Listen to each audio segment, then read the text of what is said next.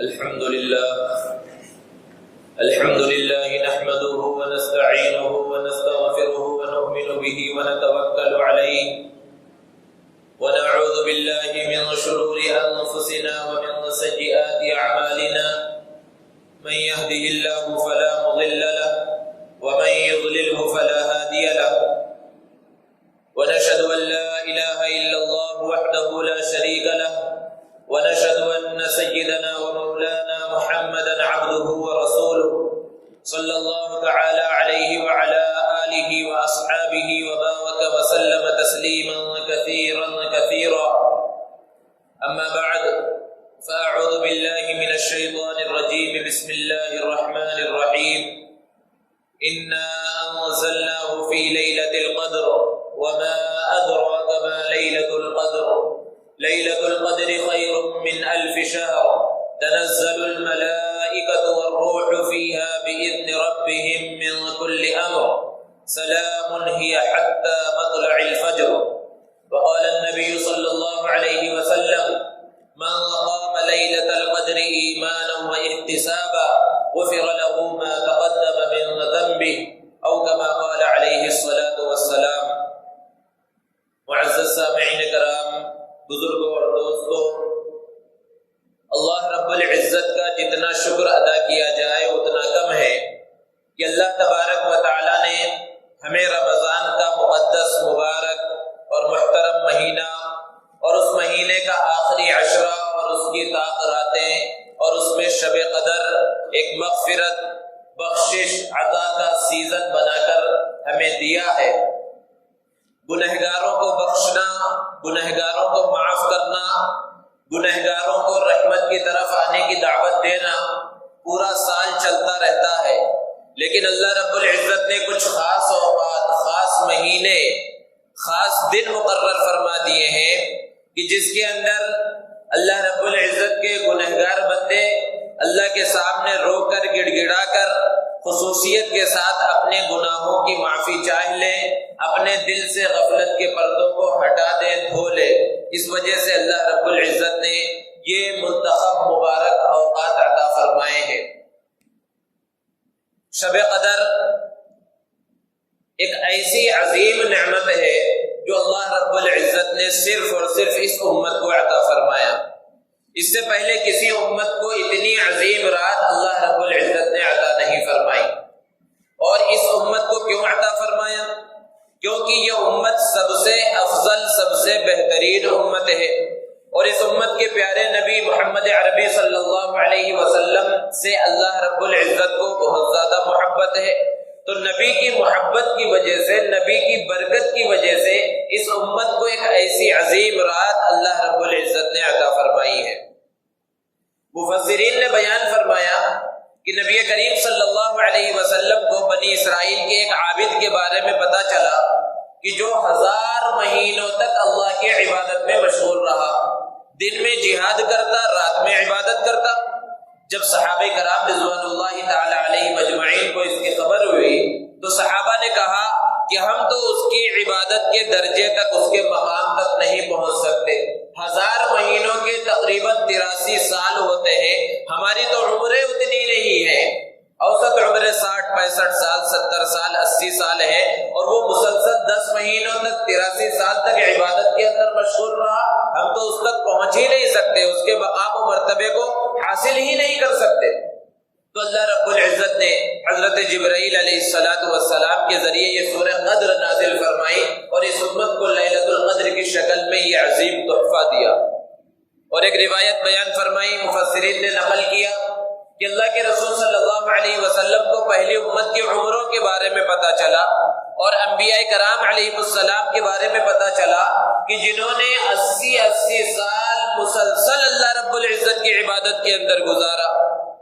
تو ایسے موقع پر اللہ کے رسول صلی اللہ علیہ وسلم نے محسوس کیا، صحابہ نے یہ محسوس کیا، ان کے دل کے اندر یہ بات آئی کہ ہماری یہ امت اور ہم لوگ تو اس مقام تک نہیں پہنچ سکتے۔ تو اللہ تبارک و تعالی نے یہ عظیم رات عطا فرمائی اور اس عظیم رات کے بارے میں ارشاد فرمایا لیلۃ القدر خیر من 1000 شہر،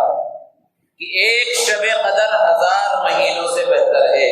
کہ اگر کسی مسلمان کو اپنی زندگی کے اندر ایک شب قدر مل گئی، ایک مرتبہ اس نے شب قدر کو عبادت میں گزار دیا، اللہ کو راضی کر کے اس نے گزار دیا، تو ایسا ہوا گویا کہ اس نے 83 سال 4 مہینے اللہ رب العزت کی عبادت میں گزارے۔ اور کسی کو اس کی زندگی میں 10 شب قدر مل گئے تو 833 سال وہ اللہ کی عبادت کے اندر مشغول رہا۔ زندگی بڑی ہوتی ہے، کسی کو 20 سال 20 شب قدر مل گئے تو 1666 سال تک وہ اللہ کی عبادت کے اندر مشغول رہا۔ اللہ رب العزت کے فضل کی، اللہ کے کرم کی کوئی انتہا نہیں ہے۔ یہ شب قدر ہے کیا چیز؟ اللہ رب العزت نے ارشاد فرمایا کہ یہ اس رات کی عظمت ہو یا فضیلت ہو، یا رمضان کے مہینے کی عظمت ہو یا فضیلت ہو، یہ قرآن کی وجہ سے ہے۔ قرآن میں اللہ نے بیان فرمایا شہر رمضان الذی انزل فیہ القرآن، کہ رمضان کا مہینہ وہ مقدس مہینہ ہے جس میں اللہ رب العزت نے قرآن مجید کو نازل فرمایا۔ اور پھر رمضان میں کب نازل کیا؟ انا انزلناہ فی لیلۃ القدر۔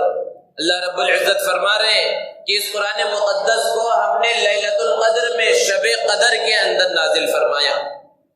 قدر کے معنی کیا ہے؟ مفسرین نے بیان فرمایا کہ قدر کے معنی عظمت کے ہیں،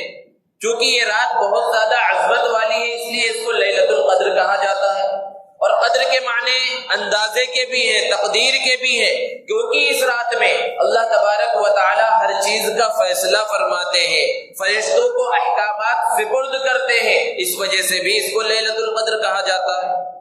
پھر ذہن میں بات آ سکتی ہے کہ ابھی چند دنوں پہلے شب برات گزری تھی، وہاں بھی ہم نے سنا تھا کہ شب برات کے اندر اللہ رب العزت مردوں کا اور کون پیدا ہونے والے ہیں ان کے ناموں کو لکھ دیتے ہیں اور فرشتوں کے حوالے کیا جاتا ہے، کس کو کتنی روزی دی جائے گی، کون زندہ رہے گا کون مرے گا، یہ سب لکھا جاتا ہے۔ تو شب برات میں لکھا جاتا ہے یا شب قدر میں لکھا جاتا ہے، بظاہر تو تضاد نظر آ رہا ہے،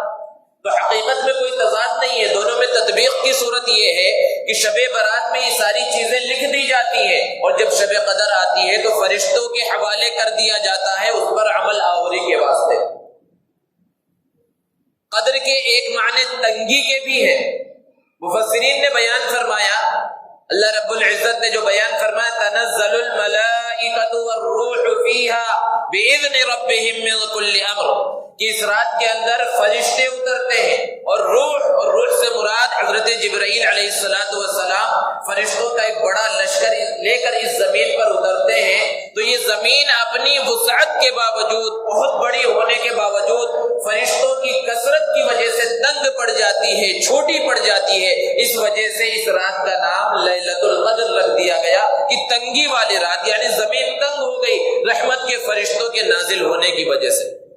اور یہ فرشتے اترتے ہیں اس رات کے اندر، اور کیا کام ہے کہ کوئی اللہ کا بندہ عبادت کے اندر کھڑا بیٹھا مشغول ملتا ہے تو وہ اس کے لیے رحمت کی دعا کرتے ہیں، کوئی دعائیں کر رہا ہوتا ہے اس کی دعاؤں کے اوپر آمین کہتے ہیں۔ یہ اس امت کا مقام ہے، اس امت کے ایک ایک فرد کا یہ مقام ہے۔ یہ لیلۃ القدر ہے کب؟ اس کو اللہ رب العزت نے متعین نہیں فرمایا، اللہ کے رسول صلی اللہ علیہ وسلم کو اس کی تعین بتلا دی گئی تھی، وقت بتلا دیا گیا تھا کہ فلاں رات میں ہے، لیکن کچھ لوگ لڑائی جھگڑوں کے اندر مشغول تھے جس کی وجہ سے اس کی تعین کو اٹھا لیا گیا۔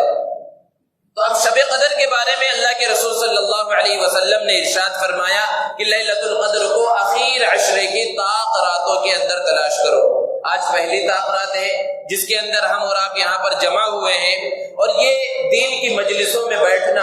اور دین کی محفلوں کے اندر جمع ہونا اور عبادت کے لیے کہیں پر اکٹھا ہونا یا گھر کے اندر عبادت کرنا، یہ سب اللہ رب العزت کا انتخاب ہوتا ہے۔ اللہ تبارک و تعالی عبادت کے واسطے بندوں کو منتخب فرماتے ہیں، ورنہ مسلمان تو صرف اتنے ہی نہیں ہیں۔ آج ہمارے بہت سارے احباب ہیں، رمضان کا مقدس مہینہ چل رہا ہے،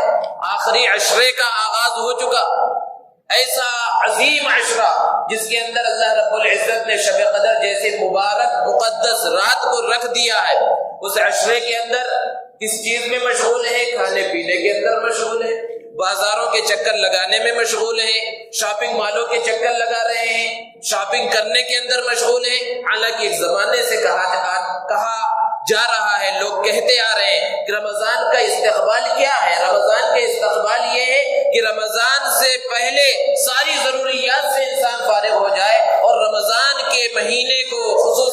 کی راتوں کو، اس کے آخری عشرے کو، اس کی طاق راتوں کو عبادت کے واسطے خالص کر لیا جائے۔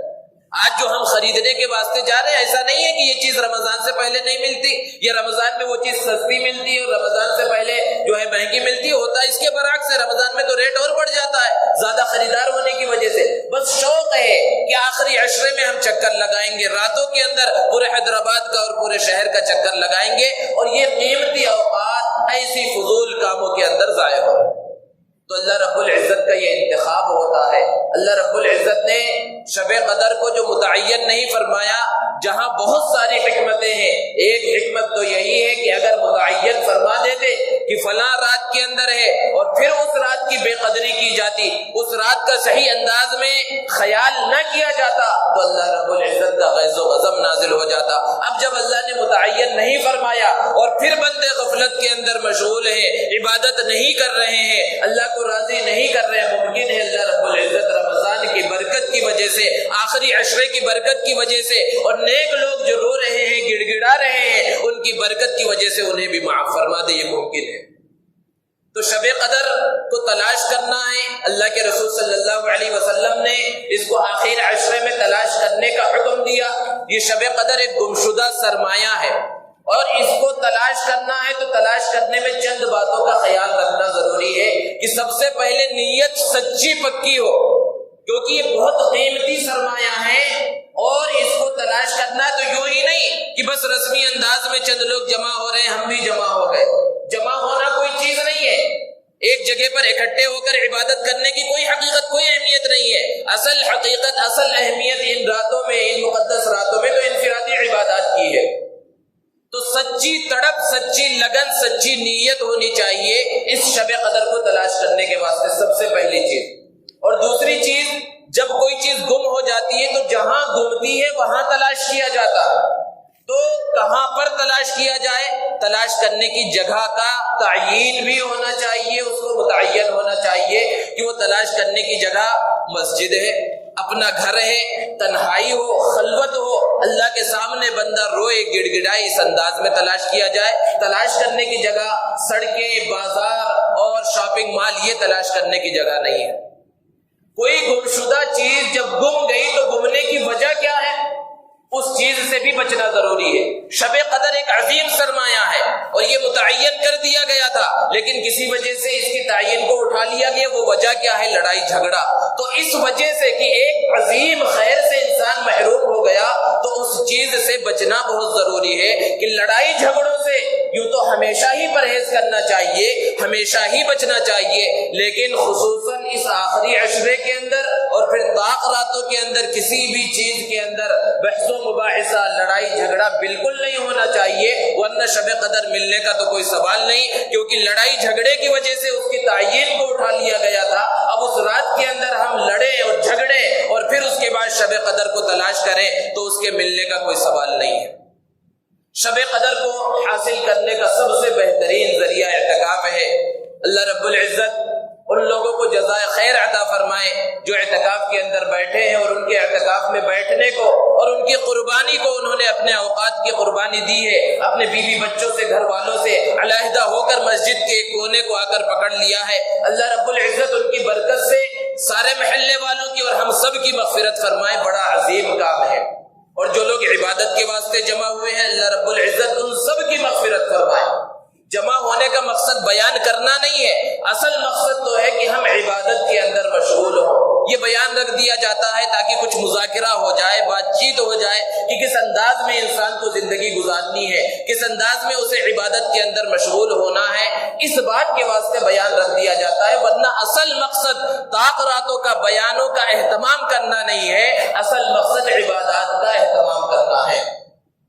دوستو، جیسا کہ جمعہ میں بھی یہ بات گزری کہ رمضان کا مبارک مہینہ اتنا مقدس، اتنا محترم مہینہ ہے، اس کا جو احترام ہے اور اس کا جو مقام و مرتبہ ہے جو اللہ رب العزت نے عطا فرمایا، وہ کس وجہ سے عطا فرمایا کہ نبی کریم صلی اللہ علیہ وسلم کو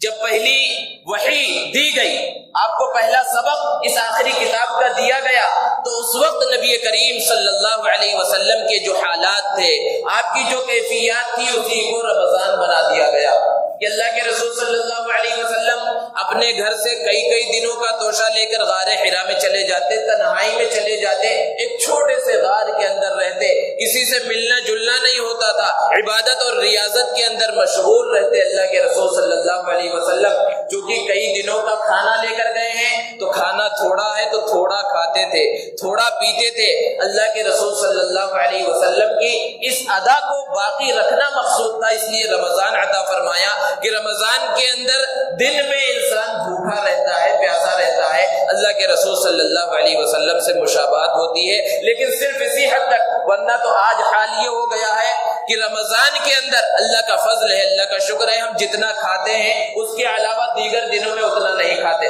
بس فرق یہ ہے کہ ہم نے اوقات کو بدل دیا ہے، کھانے کا وقت چینج کر دیا ہے، ورنہ کھانے میں ذرہ برابر کمی نہیں ہوئی بلکہ بہت زیادہ اضافہ ہو گیا۔ اور یہ اللہ کے رسول صلی اللہ علیہ وسلم کی دعا بھی ہے کہ نبی کریم صلی اللہ علیہ وسلم نے فرمایا اس مہینے میں مومن کا رزق بڑھا دیا جاتا ہے، ایسی نعمتیں ملتی ہیں، ایسی چیزیں کھا لیتا ہے کہ رمضان کے علاوہ میں اس کا تصور نہیں ہو سکتا کہ روزانہ اتنی نعمتیں انسان کھاتا رہے۔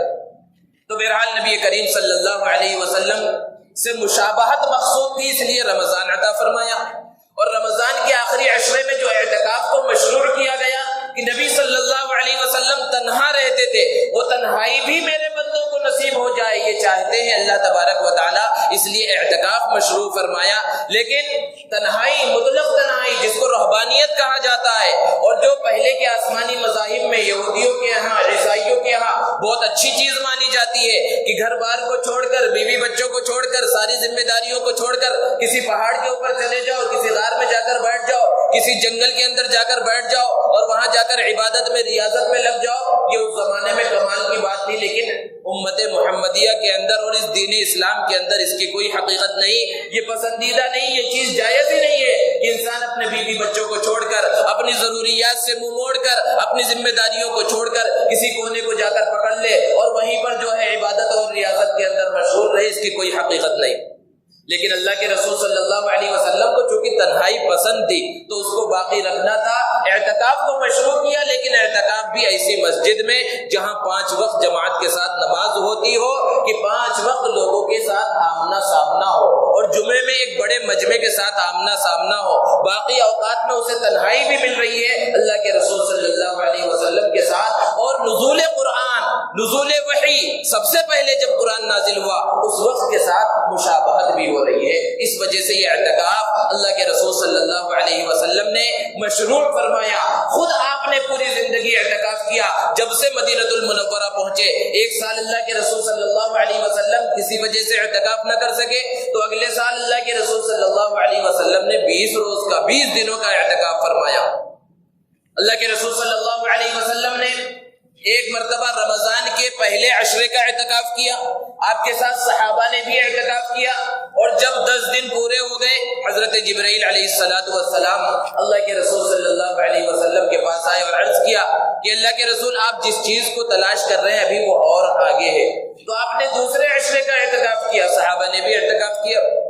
پھر جب دوسرا عشرہ بھی آخر میں پہنچ گیا، حضرت جبرائیل امین علیہ السلام تشریف لائے اور عرض کیا اللہ کے رسول آپ جس چیز کو تلاش کر رہے ہیں وہ ابھی نہیں آئی، وہ اور آگے ہے۔ تو اللہ کے رسول صلی اللہ علیہ وسلم نے اخیر عشرے کا اعتکاف کیا اور امت کو اخیر عشرے میں شب قدر کو تلاش کرنے کے واسطے اعتکاف کا حکم دیا، اعتکاف کو مسنون قرار دیا، اور اس کے فضائل کو اللہ کے رسول صلی اللہ علیہ وسلم نے بیان فرمایا کہ جو شخص اخیر عشرے کا اعتکاف کرتا ہے اللہ تبارک و تعالیٰ اسے 2 مقبول حج اور عمروں کا ثواب عطا فرماتے ہیں۔ اور اللہ کے رسول صلی اللہ علیہ وسلم نے اس کی فضیلت کو بیان کرتے ہوئے ارشاد فرمایا کہ ایک دن کا اعتکاف کرنے کی وجہ سے اللہ تبارک و تعالی مسلمان بندے کو جہنم سے 3 خندقوں کے برابر دور فرما دیتے ہیں، جس میں سے ایک خندق کی مسافت زمین اور آسمان کے درمیان جتنی مسافت ہے اتنی، اور زمین اور آسمان کے درمیان جتنا فاصلہ ہے اس کا اندازہ اور تصور نہیں کیا جا سکتا۔ تو اگر کوئی 10 دنوں تک مسلسل اعتکاف کرے تو اسے کیا مقامات ملیں گے، کیا مرتبہ ملے گا، یہ اللہ رب العزت ہی جاننے والے ہیں۔ تو جنہوں نے اپنے اوقات کو فارغ کر لیا ہے وہ سچی پکی نیت کر لیں شب قدر کو تلاش کرنے کی، اور جو مسنون اعتکاف نہیں کر رہے اور ان کی یہ نیت ہے کہ وہ طاق راتوں میں عبادت کے اندر مشغول ہوں گے، اخیر عشرے میں اعتکاف کے اندر یا اعتکاف کے علاوہ دوسری عبادتوں کے اندر مشغول ہوں گے، وہ بھی شب قدر کو تلاش کرنے کی سچی پکی نیت کر لیں اور صحیح انداز میں اس کو تلاش کرنے کی کوشش کریں۔ ایک انسان ہے جب اس نے اپنے وقت کو فارغ کر لیا ہے، 10 دن کوئی کم دن نہیں ہوتے، ایک بہت بڑی مقدار ہے 10 دنوں کی، اور اپنے بیوی بچوں سے گھر والوں سے انسان دور آ گیا ہے، تو ایسے ہی سرسری انداز میں اور رسمی اور رواجی انداز میں اس کو گزار نہیں دینا چاہیے، بات چیت میں اور بحث و مباحثے میں گپ شپ کرنے میں اس کو گزار نہیں دینا چاہیے، بلکہ اس وقت کو قیمتی بنانا چاہیے، اور قیمتی بنانے کے واسطے اپنا کیونکہ ابھی آغاز ہوا ہے، چند گھنٹے ہوئے ہیں، اپنا ایک نظام الاوقات، نظام العمل بنا لیا جائے کہ اس 10 دنوں میں ہمیں کیا کیا کرنا ہے، ان 10 دنوں میں ہمیں کیا سیکھنا ہے۔ اور یہ ضروری نہیں کہ جو اعتکاف میں نہیں ہے اور کچھ وقت فارغ کرنا چاہتے ہیں وہ بھی ایک نظام العمل بنا لے کہ ان 10 دنوں میں ہم کیا کیا کر لیں گے، کیا کریں گے، کون سی عبادتیں کریں گے، کیا سیکھیں گے۔ ضروری نہیں ہے کہ اعتکاف میں ایک بندہ آ گیا تو وہ ہمیشہ نماز کے اندر مشغول رہے، سیکھنا سکھانا بھی ایک طرح کی عبادت ہے۔ ہم مسجد کے اندر آ رہے ہیں، قرآن مجید کی تلاوت کر رہے ہیں، قرآن مجید کی تلاوت بہت بڑی عبادت ہے، اور رمضان کے ساتھ قرآن مجید کا گہرا تعلق ہے۔ بہت سے لوگ ہیں جو کہتے ہیں کہ طوطے کی طرح بغیر سمجھے جو ہے پڑھنے کا کوئی فائدہ نہیں، یہ بہت بڑی غلط فہمی ہے، کیونکہ اللہ کے رسول صلی اللہ علیہ وسلم نے ارشاد فرمایا کہ قرآن مجید کے ایک حرف پر اللہ تبارک و تعالیٰ 10 نیکیاں عطا فرماتے ہیں۔ اس حدیث کے اندر کہیں یہ تشریح نہیں کی گئی، یہ تفصیل نہیں کی گئی کہ سمجھ کر پڑھو گے تو 10 نیکیاں ملیں گی یا بغیر سمجھے پڑھو گے تو 10 نیکیاں ملیں گی۔ تو بغیر سمجھے پڑھنا بھی عبادت، سمجھ کر پڑھنا اور بہت بڑی عبادت۔ تو قرآن مجید کو تو تلاوت کرنا ہی ہے، مسلسل تلاوت کرنا ہے، اور مسلمان کر بھی رہے ہیں، لیکن ہم نے جب وقت کو فارغ کر دیا ہے تو ایک ارادہ یہ بھی کر لیں کہ قرآن مجید کو سمجھ کر پڑھنے کا آغاز کریں گے، اور کم سے کم ان 10 دنوں کے اندر ہم نماز میں جتنا قرآن مجید پڑھتے ہیں، سورہ فاتحہ پڑھتے ہیں، بار بار پڑھتے ہیں، 4 رکعت والی نماز ہے تو 4 مرتبہ پڑھتے ہیں، اس سورہ فاتحہ میں کیوں بار بار پڑھایا جا رہا ہے، اس میں اللہ رب العزت کہہ کیا رہا ہے، فرما کیا رہا ہے، کم سے کم ہم اس کو سیکھ لیں۔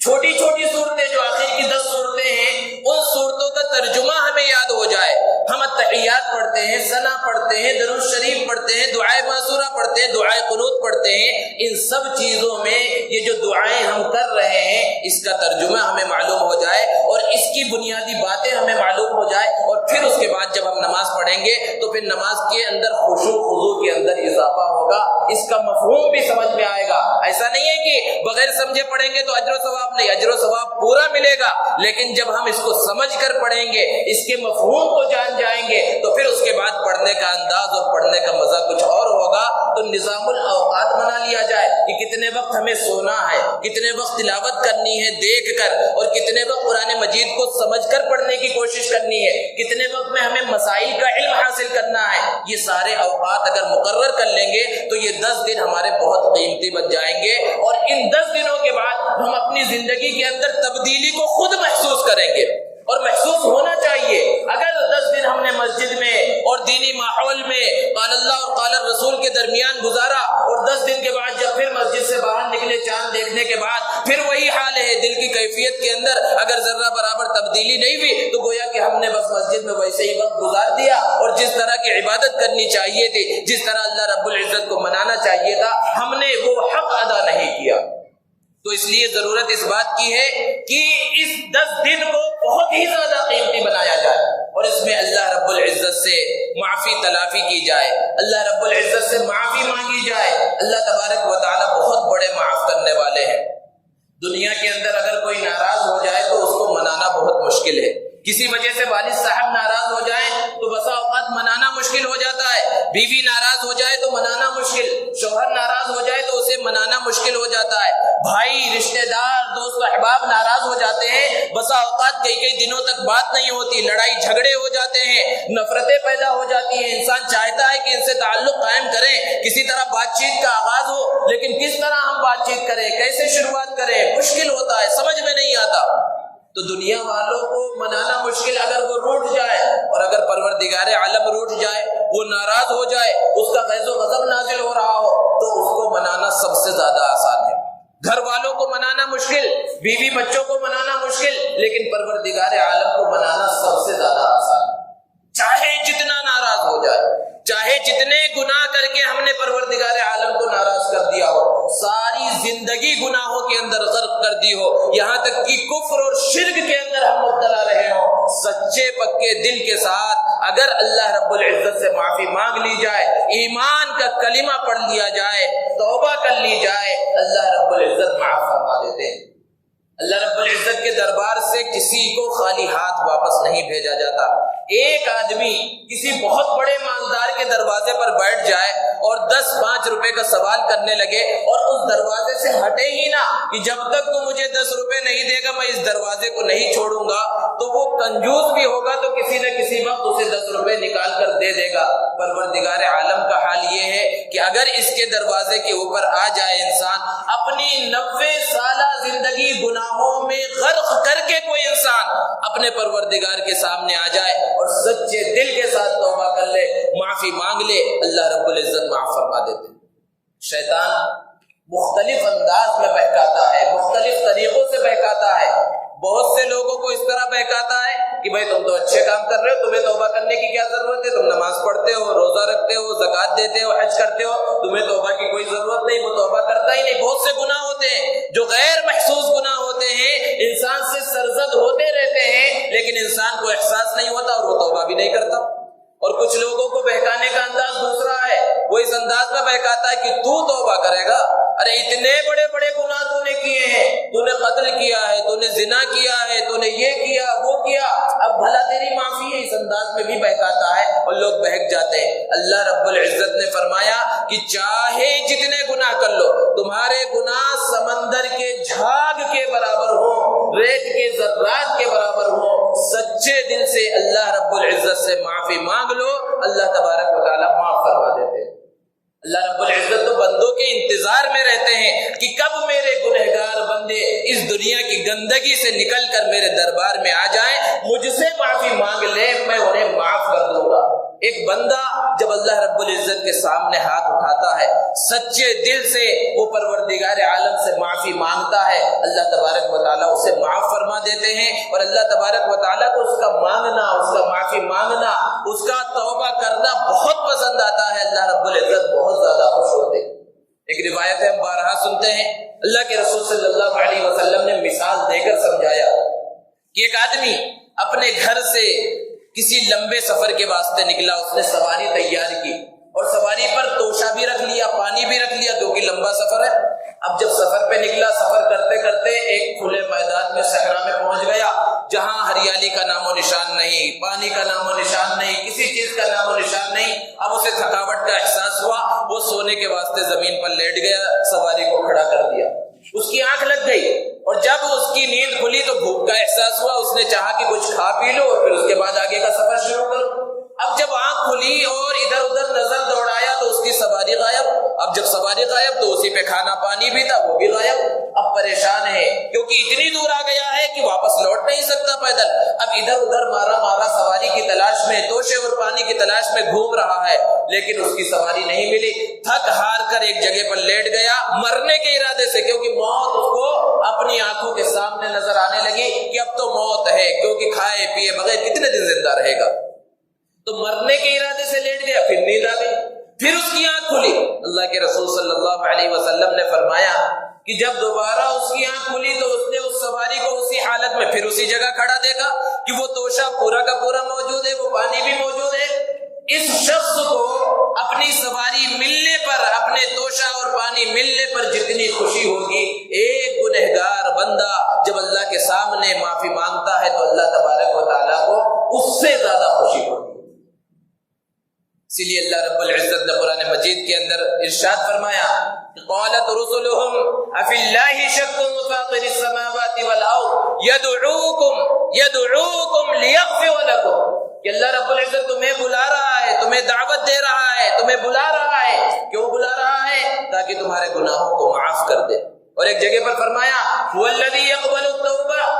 وَيَعْفُو عَنِ السَّيِّئَاتِ، کہ وہی ہے جو توبہ قبول کرتا ہے، وَيَعْفُو عَنِ السَّيِّئَاتِ، وہ گناہوں کو، خطاؤں کو، غلطیوں کو، نافرمانیوں کو معاف کر دیتا ہے۔ اور اسی نے فرمایا یا ایھا الذین آمنوا توبوا الی اللہ توبۃ نصوحا، کہ اے ایمان والو اللہ رب العزت کے سامنے سچی پکی توبہ کر لو۔ عسى ربکم ان یکفر عنکم سیئاتکم، ممکن ہے اللہ رب العزت تمہارے گناہوں کو معاف کر دے گا اور تمہیں ایسے باغات میں داخل فرمائے گا جس کے نیچے سے نہریں بہ رہی ہوں گی۔ اور ایک جگہ پر اللہ نے بیان فرمایا یا عبادی الذین اسرفوا علی انفسہم، اے میرے وہ بندو جنہوں نے اپنے آپ پر بہت زیادہ ظلم کر لیا ہے، بہت گناہ کر لیا ہے، اللہ کی رحمت سے مایوس مت ہو، ان اللہ یغفر الذنوب جمیعا، اللہ تمہارے سارے گناہوں کو معاف کر دے گا، انہ هو الغفور الرحیم، وہ بہت زیادہ معاف کرنے والا، بہت زیادہ رحم کرنے والا ہے۔ مفسرین نے بیان فرمایا کہ آیت کریمہ وحشی کے بارے میں نازل ہوئی۔ وحشی کون ہے؟ نبی کریم صلی اللہ علیہ وسلم کے پیارے چچا سید الشہداء حضرت حمزہ رضی اللہ تعالی عنہ کا قاتل ہے۔ حضرت حمزہ رضی اللہ تعالی عنہ کو جنگ احد میں شہید کیا گیا، اور صرف شہید ہی نہیں کیا گیا، بہت ہی برے انداز میں شہید کیا گیا۔ آپ کی لاش کا مسلح بنایا گیا، آپ کے ناک کان کاٹے گئے، آپ کے کلیجے کو نکال کر کچا چبانے کی کوشش کی گئی، اس انداز میں ان کے ساتھ سلوک کیا گیا۔ اللہ کے رسول صلی اللہ علیہ وسلم نے اپنے پیارے چچا کا جب یہ حال دیکھا، آپ صلی اللہ علیہ وسلم کی مبارک آنکھوں سے آنسو نکل آئے۔ اللہ کے رسول صلی اللہ علیہ وسلم کو بہت زیادہ غصہ آیا، حالانکہ اللہ کے رسول صلی اللہ علیہ وسلم رحمت للعالمین ہے، اور اس وقت اللہ کے رسول صلی اللہ علیہ وسلم نے فرمایا میں 70 کافروں کے ساتھ ایسا معاملہ کروں گا، جیسا میرے چچا کے ساتھ کیا گیا ہے 70 کافروں کے ساتھ ایسا معاملہ کروں گا۔ فوراً اللہ کا حکم نازل ہوا، جبرائیل امین تشریف لائے اور یہ آیت کریمہ نازل ہوئی وَإِنْ عَاقَبْتُمْ فَعَاقِبُوا بِمِثْلِ مَا عُوقِبْتُمْ بِهِ، کہ نبی صلی اللہ علیہ وسلم اگر آپ بدلہ لینا چاہتے ہیں تو صرف اتنا ہی بدلہ لے سکتے ہیں جتنی تکلیف آپ کو پہنچائی گئی۔ آپ کے ایک آدمی کے ساتھ ایسا سلوک کیا گیا، آپ ان کے ایک آدمی کے ساتھ ہی صرف ایسا سلوک کر سکتے ہیں، 70 کے ساتھ ایسا معاملہ نہیں کر سکتے۔ وَلَئِن صَبَرْتُمْ لَهُوَ خَيْرٌ لِّلصَّابِرِينَ، لیکن اگر آپ صبر کر لیں تو صبر زیادہ بہتر ہے۔ اللہ کے رسول صلی اللہ علیہ وسلم نے صبر اختیار کیا۔ ابھی آپ نے قسم کھائی تھی، اب قسم کا کفارہ دے دیا۔ قسم اس بات کی کھائی تھی کہ 70 کافروں کے ساتھ یہ معاملہ کروں گا، لیکن اللہ کے رسول صلی اللہ علیہ وسلم نے قسم کا کفارہ دیا۔ اندازہ لگایا جا سکتا ہے اس واقعے سے کہ اللہ کے رسول صلی اللہ علیہ وسلم کو کتنی تکلیف پہنچی، لیکن چند دن گزرے کہ اللہ کے رسول صلی اللہ علیہ وسلم نے اپنے پیارے چچا کے قاتل وحشی کو اسلام کی دعوت کے واسطے خط لکھا اور اس میں کہا کہ اسلام قبول کر لو۔ ذرا تصور کیجئے شان رحمت للعالمین کیا ہے نبی صلی اللہ علیہ وسلم کی، اور اللہ رب العزت کتنا رحیم ہے، کتنا کریم ہے کہ چچا کے قاتل کو اسلام کی دعوت دی جا رہی ہے۔ اور ادھر وحشی کے ناز و نخرے دیکھیے کہ اللہ کے رسول صلی اللہ علیہ وسلم کا خط پہنچا ہے، آپ کا پیغام پہنچا ہے کہ اسلام قبول کر لو، تو پہلی بار میں حکم مان لینا چاہیے، حکم کو نہیں مانا، بلکہ جوابی خط لکھا، اور جوابی خط لکھا جس سے یہ سمجھ میں آتا ہے کہ اس زمانے میں جو کفار اور مشرکین تھے وہ بھی قرآن مجید پڑھتے تھے۔ اس نے لکھا کہ قرآن نے کہا ہے ان من قتل او زنا او اشرک، کہ جس نے قتل کیا، جس نے زنا کیا، جس نے شرک کیا، یلق اثاما یضاعف له العذاب، اس کے عذاب کو کئی گنا بڑھا دیا جائے گا، اس کی معافی نہیں ہے، اور میں نے تو یہ سارے گناہ کیے ہیں، اور قتل تو کتنی عظیم ہستی کا کیا ہے، مجھے کیسے معاف کیا جائے گا؟ آپ کیسے مجھے اسلام کی طرف بلا رہے ہیں؟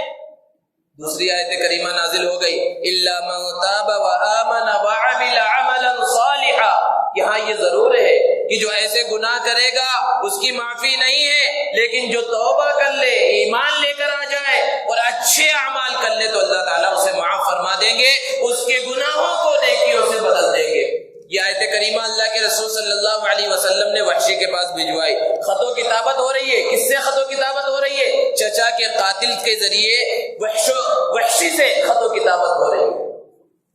یہ آیت کریمہ جب بھیجائی تو دوبارہ وحشی نے خط لکھ کر بھیجا، پیغام بھجوایا کہ اس کے اندر ہے الا من تاب کہ جو توبہ کر لے میں توبہ کرنے کے واسطے تیار ہوں، اپنے گناہوں سے توبہ کرنے کے واسطے۔ ایمان کی شرط ہے میں ایمان قبول کرنے کے واسطے بھی تیار ہوں، لیکن اس میں ایک تیسری شرط ہے اور وہ بڑی سخت شرط ہے کہ اعمال صالحہ بھی کیے جائیں۔ کیا پتہ میں اعمال صالحہ نہ کر سکوں تو میری مغفرت تو نہیں ہوگی۔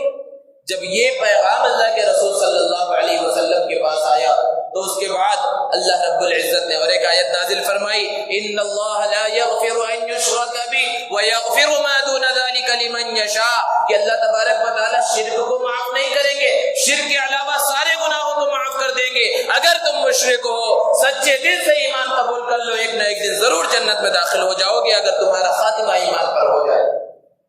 جب یہ آیت کریمہ وحشی کے پاس پہنچی تو ابھی بھی اس کے اندر جو ہے ایک اعتراض نکالا اور کہا کہ اچھا صرف شرک سے گناہ معاف، صرف شرک سے نجات کا راستہ ہے، لیکن اس آیت میں اللہ نے بیان فرمایا ان اللہ لا یغفر ان یشرک بہ ویغفر ما دون ذلک لمن یشاء، جس کے لیے چاہے گا، ہو سکتا ہے میرے لیے نہ چاہے، میں کیسے ایمان قبول کر لوں؟ تو پھر اللہ رب العزت نے اور ایک آیت نازل فرمائی جو ابھی تلاوت کی گئی، یا عبادی الذین اسرفوا علی انفسہم، کہ اے میرے وہ بندو جنہوں نے اپنے آپ پر بہت ظلم کر لیا ہے، اللہ کی رحمت سے مایوس نہ امید مت ہو، اللہ تمہارے سارے گناہوں کو معاف کر دے گا۔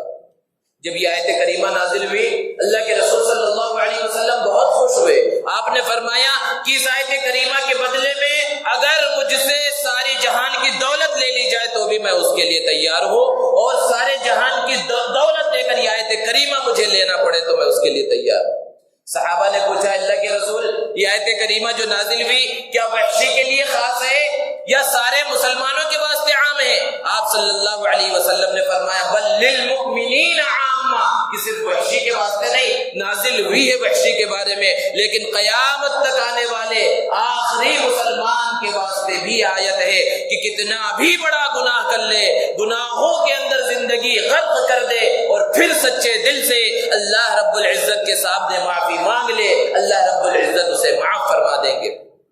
کیسے کیسے گنہگاروں کو اللہ رب العزت نے معاف فرمایا۔ واقعات بڑے پڑے ہیں۔ بنی اسرائیل کا واقعہ آپ نے ایک شخص کا بہت سنا ہوگا، بارہا سنا ہوگا کہ 99 قتل کر لیے، 99 لوگوں کو اس نے قتل کیا۔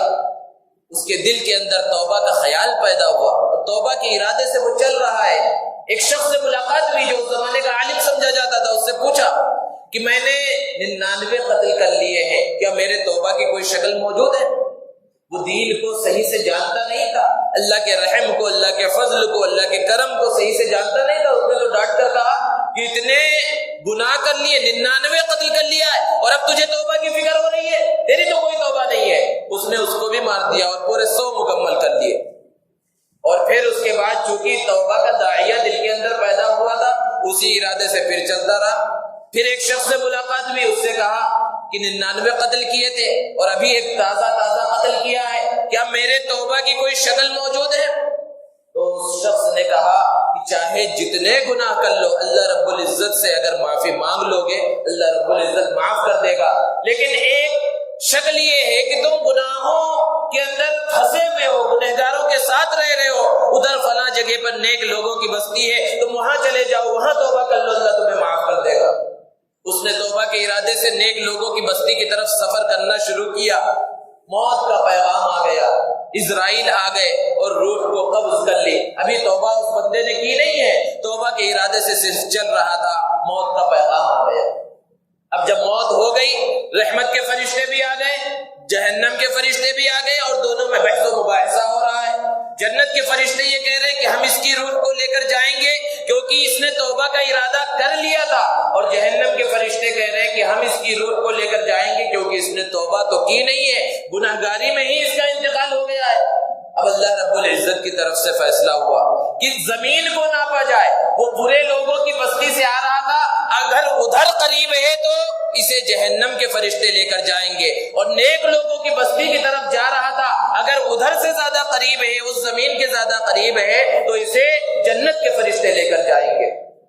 روایتوں کے اندر ہے کہ حقیقت میں وہ شخص ابھی برے لوگوں کی بستی کے ہی قریب تھا، لیکن اللہ کا فضل کیسا ہے، اللہ کا رحم کیسا ہے کہ جب فرشتوں نے زمین کو ناپنا شروع کیا تو اللہ رب العزت نے اس زمین کو کہا تباعدی کہ تو دور ہو جا، اور اس زمین کو کہا تقربی تو قریب ہو جا، اور وہ زمین قریب نکلی اور جنت کے فرشتے، رحمت کے فرشتے اس کو لے کر گئے اور اللہ نے اسے معاف فرما دیا۔ ذرا تصور کیجئے اللہ کے رحم کی، اللہ کے فضل کی، اللہ کے کرم کی کوئی انتہا ہے؟ انسان چاہے جتنا گناہ کر لے سچے پکے دل کے ساتھ، اگر وہ اللہ کے سامنے گڑ گڑا کر توبہ کر لے، معافی مانگ لے، اللہ رب العزت اسے معاف فرما دیں گے۔ ایک ایک گناہ کو اللہ تعالیٰ معاف کر دیں گے۔ گناہوں سے معافی مانگنے کے واسطے کوئی جلسہ جلوس کرنے کی اور اس کے واسطے قرآن خوانی کروانے کی اور دعوت کرا کے لوگوں کو کھلانے کی ضرورت نہیں ہے، یہاں تک کہ ہاتھ اٹھانے کی بھی ضرورت نہیں ہے۔ اللہ رب العزت علیم بذات الصدور ہے، دلوں میں پنپنے والے خیالات تک سے واقف ہے۔ سچے دل کے ساتھ بغیر ہاتھ اٹھائے صرف دل کے اندر خیال کر لے، دل کے اندر اللہ رب العزت سے معافی مانگ لے تو اللہ تبارک و تعالیٰ اسے معاف فرما دیتے ہیں۔ مولانا رومی رحمۃ اللہ علیہ نے ایک شخص کا واقعہ لکھا جس کا نام تھا نصور، بہت خوبصورت تھا، گورا چٹا تھا، اس کے چہرے کے اوپر داڑھی بھی نہیں آئی تھی، بعض لوگوں کو جلدی داڑھی نہیں آتی، تو اس نے جو ہے اس انداز میں میک اپ کیا کہ خود لڑکی محسوس ہونے لگا، اور بادشاہ کے دربار میں پہنچا، اور وہاں پر جہاں بادشاہ کی خادمائیں اور بادشاہ کی بیویاں رہتی تھی، ان کا جو حرم کہلاتا تھا، وہاں پر پہنچا اور وہاں نوکری کی درخواست دے دی۔ بادشاہ کی بیویوں کی مالش وغیرہ کرنے کے واسطے اس نے درخواست دی، اور چونکہ مرد ہے اور شہوت کا جذبہ ہے، گناہ کا جذبہ ہے، جب اس کا ٹیسٹ لیا گیا اس نے بہت اچھے انداز میں مالش کی تو اس کو سب سے پہلے رکھ لیا گیا، اور ساری جو دوسری خادمائیں تھی، دوسری عورتیں وہاں پر تھی، سب کو چھٹی دے دی گئی کہ تم ویسے ہی دوسرے گھر کے کام کرو، سب کی مالش یہ کرے گا۔ گناہ کا جذبہ تھا، کیسے کیسے گنہگار ہے، اللہ نے ہر ایک کی توبہ کا وقت مقرر کر رکھا ہے، اور اللہ نے ہر ایک کو لوٹنے کا موقع بھی دیا ہے۔ تو بہرحال اس نے وہاں پر وہ گناہ کرنا شروع کیا، سخت شہوت اس کے دل کے اندر پیدا ہوتی ہے، اور وہ وہاں پر بادشاہ کی جو بیویاں ہیں، اس کی بادیاں ہیں، ان کی مالش کر رہا ہے اور اپنے نفس کی خواہش کو پورا کر رہا ہے۔ زندگی اسی طرح گزر رہی ہے۔ واقعات کے اندر ہے کہ رات میں اس طرح کا کام کر رہا ہے اور کبھی کبھی کھلے جنگل میں جا رہا ہے، کیونکہ اس کے دل کے اندر مسلمان ہے، ایمان ہے، تو اس کے دل کے اندر ایک کسک ہے، اور وہاں جا کر اللہ سے توبہ بھی کر رہا ہے، اللہ کے سامنے گڑ گڑا بھی رہا ہے کہ اللہ بہت بڑی غلطی ہو رہی ہے، لیکن وہ نفس ہے، ان النفس لامارۃ بالسوء، وہ نفس اسے گناہ کا دوبارہ حکم دے رہا ہے۔ پھر جیسے ہی محل میں پہنچ رہا ہے پھر اسی گناہ کے کام میں لگ رہا ہے۔ آواز بالکل باریک سی تھی، عورتوں کی جیسی آواز تھی، اور بعض مرد بھی عورتوں کی جیسی آواز نکال لیتے ہیں۔ جب گناہ ہی انسان کرنا چاہے تو اس کے واسطے ہزار راستے نکل جاتے ہیں۔ اب اللہ نے اس کی توبہ کا وقت مقرر فرمایا، اتفاق سے محل میں سے بادشاہ کی بیویوں میں سے کسی بیوی کا ہار گم ہو گیا، اور یہ مشہور ہوا کہ کسی خادمہ نے ہی اس کو چرایا ہے۔ اب جب پوچھا گیا تو کسی نے بھی اس بات کو ماننے سے انکار کر دیا۔ اب بادشاہ کی طرف سے حکم آیا کہ سب کو بے لباس کر کے سب کی تلاشی لی جائے۔ اب سب خادماؤں کو لائن میں کھڑا کر دیا گیا اور سب کے لباس اتار کر سب کی تلاشی لی جانے لگی۔ اب یہ نصوح بھی وہاں پر کھڑا ہے۔ اب اس کے دل کے اندر ایسا خیال پیدا ہوا کہ اگر وہاں تک پہنچنے تک کسی خادمہ کے پاس ہار نہیں ملا اور میری تلاشی لی گئی تو پھر میری تو حقیقت کھل جائے گی، اور پھر بادشاہ مجھے کیسی سزا دے گا اس کا تو اندازہ اور تصور نہیں کیا جا سکتا۔ رونگٹے کھڑے ہو گئے۔ اب وہ لائن میں کھڑا ہوا ہے، اب اللہ رب العزت کی اسے یاد آئی، اور اللہ رب العزت کے سامنے اس نے ایسی توبہ کی کہ اگر وہ توبہ بہت سارے گنہگاروں پر تقسیم کر دی جائے تو سب کی توبہ قبول ہو جائے، اور کوئی ہے ایسا جو نصوح کی جیسی توبہ کرے؟ ہاتھ اٹھانے کا بھی موقع نہیں ہے، زنانہ لباس کے اندر کھڑا ہوا ہے، زنانہ نام ہے اس کا، دل کے اندر صرف سوچ رہا ہے کہ اے پروردگار، اگر آج تو نے میری پردہ پوشی کی، آج اگر تو نے مجھے بچا لیا، کبھی گناہ کے قریب نہیں جاؤں گا، تیری عزت کا واسطہ، تیری جلالت کا واسطہ، اے پروردگار میں قسم کھا کر کہہ رہا ہوں دوبارہ کبھی گناہ نہیں کروں گا۔ یہ ہے نصوح کی توبہ۔ کوئی ہے ایسا جو ایسی پکی سچی توبہ کرے؟ اللہ نے اس کی توبہ کو قبول کیا، اس کی توبہ کو قبول کیا۔ ابھی وہ دعا کر رہا ہے کہ بے ہوش ہو کر گر گیا وہاں پر، اور یہاں پر اتفاق یہ ہوا کہ کسی خادمہ کے پاس وہ ہار مل گیا۔ اب دوسری خادمائیں اس نصوح کے پاس آ گئی اور اس کو اٹھا اٹھانا شروع کیا. پھر تھوڑی دیر کے بعد جب اس کو ہوش آیا تو پوچھا کہ کیا ہوا تھا. اس نے کہا مجھے جو ہے یہ منظر دیکھ کر جو ہے میرے دل کے اوپر بہت تکلیف پہنچی اور جس کی وجہ سے اب میں بہت کمزور ہو چکی ہوں, اب میں خدمت نہیں کر سکتی اور اب میں یہاں سے جا رہی ہوں. تو دوسری خادماؤں نے کہا کہ ہماری ایک کی غلطی کی وجہ سے تم کو اتنی زیادہ تکلیف پہنچی. تو بہرحال اس نے اس گناہ کی زندگی کو چھوڑا اور پھر اللہ رب العزت کی عبادت کے اندر لگا اور ایک بہت بڑا ولی اللہ بن گیا. تو اللہ رب العزت نے توبہ کا وقت مقرر کر رکھا ہے. توبہ کے واسطے, اللہ کو منانے کے واسطے صرف سچی تڑپ ہونی چاہیے, آنکھوں سے آنسو نکلے سچی تڑپ کے ساتھ, چاہے انسان کے ہاتھ اٹھے ہوئے نہ ہو. اللہ رب العزت تو دلوں کے اندر آنے والے خیالات تک سے واقف ہے. اللہ تبارک و تعالی اس خیال کو بھی جانتے ہیں, سنتے ہیں, اس کے مطابق فیصلے فرماتے ہیں. اس لیے ضرورت اس بات کی ہے کہ یہ مقدس مبارک اور محترم مہینہ اور اس کا آخری عشرہ اور یہ قیمتی راتیں چل رہی ہیں, اس میں صرف اپنے لیے ہی نہیں مانگنا ہے, اپنے لیے مانگے, اپنے گھر والوں کے کامیابی اور کامرانی کے واسطے مانگے, پورے ملک کے واسطے مانگے. ملک کے کیسے حالات ہیں ہر مسلمان جانتا ہے. ملک کے اندر امن و امان کے واسطے مانگے, عالم اسلام کے کیا احوال ہیں, عالم اسلام کی فلاح و بہبود کے واسطے مانگے, ہر جگہ کے واسطے مانگے, ہر مسلمان مانگے, کیونکہ اللہ تبارک و تعالیٰ کو مانگنا بہت پسند ہے. اور جب بندہ مانگتا ہے اللہ رب العزت عطا فرماتے ہیں. ہو سکتا ہے ہماری ان آنکھوں سے کوئی چیز ملتی ہوئی نظر نہ آئے, لیکن اللہ رب العزت عطا ضرور فرماتے ہیں. اس لیے زیادہ سے زیادہ مانگے. اللہ رب العزت سے دعا ہے کہ اللہ تبارک و تعالیٰ رمضان کے ان بقیہ ایام کی صحیح طرح سے قدر کرنے کی توفیق عطا فرمائے, ایک ایک لمحے کی, ایک ایک منٹ کی قدر کرنے کی توفیق عطا فرمائے, طاق راتوں کی قدر کرنے کی اور اس کے اندر شب قدر کو حاصل کرنے کی توفیق عطا فرمائے.